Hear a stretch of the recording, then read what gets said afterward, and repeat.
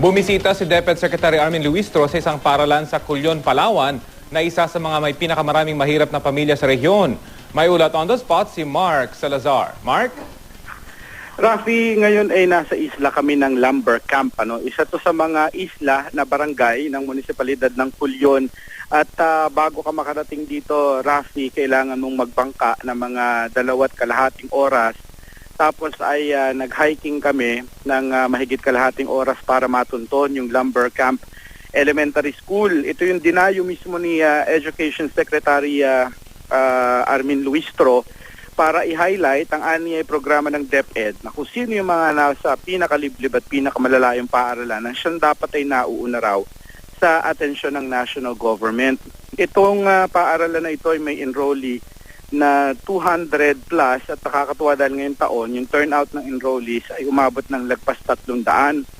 Itong isla ay naninirahan dito yung mga katutubong tagbanwa at ang paaralan ay nasa sa kanila. Special din itong elementary school na ito dahil sa ngayong taon ay magkakaroon na sila ng high school sa tulong yan ng donasyon ng mga dating estudyante ni Secretary Luistro sa Lasal, kaya na ipatayo. Ngayon, yung mga pamilya rito ay nabibilang sa pinakamahihirap na pamilya sa bansa, particular sa Region 4B, kung saan may pinakamaraming tinutulungan, pinapahatiran ng DSWD ng kanilang pantawid pamilya. Maliban dito ay pupuntahan pa ni Secretary Luistro ang ibang isla ng Palawan dahil pinakamalaking challenge daw sa DepEd kung paano imo-monitor at dadalhan ng edukasyon yung mga nasa isla na karaniwan ay mga katutubo. Pero nakakatuwa, kanina nung naglalakad kami, may mga nasa lubong pa kaming mga bahay na makikita mo naghahanda ng uniform, yung mga katutubo para naghahanda dun sa flag raising ceremony sa kanilang paaralan. Pero ayon kay Secretary Luistro, actually hindi raw praktikal na ang bawat isla rito ay tayuan mo ng high school para sa K-12 para magtuloy-tuloy yung edukasyon ng mga katutubo.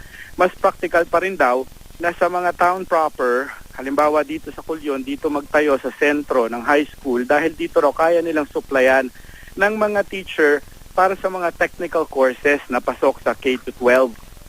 At dito na lamang daw dalhin yung mga katutubo sa sentro. Ngayon, anong tulong ang pwedeng gawin daw ng intervention ng LGU at ng national government? Bigyan sila ng mga libreng sakay kasi kailangan mo tumawid ng bangka at kailangan mo talaga magbayad sa bangka araw-araw, o kaya naman plano rin ng DepEd na magtayo sa mga sentro ng mga dormitoryo na libre para sa mga katutubo na mag-aaral at magpapatuloy ng kanilang high school hanggang senior high sa mga munisipalidad. Rafi? So Mark, yung mga teacher na nagtuturo dyan sa eskwelahan na yan, araw-araw, yan ang kanilang kinakaharap na kalbaryo, kumbaga, yung boat ride tsaka yung hike papunta doon sa eskwelahan. Ang kainaman dito, Rafi, sa Lumber Camp ay mga taga rito rin yung na-train na teacher. Ngayon ang problema, mag-first year pa lang naman yung high school nila, pero pagdating nito ng senior high, kukulangin na itong Lumber Camp ng mga teacher na equipped dun sa mga required ng K-12 na technical courses. So mamumroblema rin sila pagdating ng senior high. Yung problema rin dito, kakulangan sa classroom. For example, yung isang klase rito, grade 1 and grade 2, ay nagsishare sa isang kwarto, Rafi. 2 teacher na nagsasalita sa isang kwarto.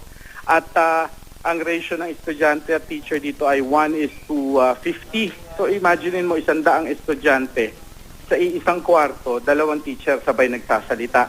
So yun yung sitwasyon nila ngayon dito. At dahil personal na nakita ito mismo ni Secretary Luistro, 10 na iba pang opisyal ng DepEd na kasama niya, ay mas matututukan. Yan sana yung highlight nitong ating pinuntahan, at yan sana yung may sa katuparang plano ng DepEd na yung mga ganitong sitwasyon ay mabago. Dahil ang maganda naman kasi sa mga bata rito ng mga tagbanwa, lapis lang ang kanilang baon papunta ng school, pero nakikita mo talaga yung eagerness nila at kagustuhan nilang makatapos at maiangat yung kanilang naiiwan na pamumuhay dito sa mga isla ng Palawan, Rocky. Okay, maraming salamat, Mark Salazar.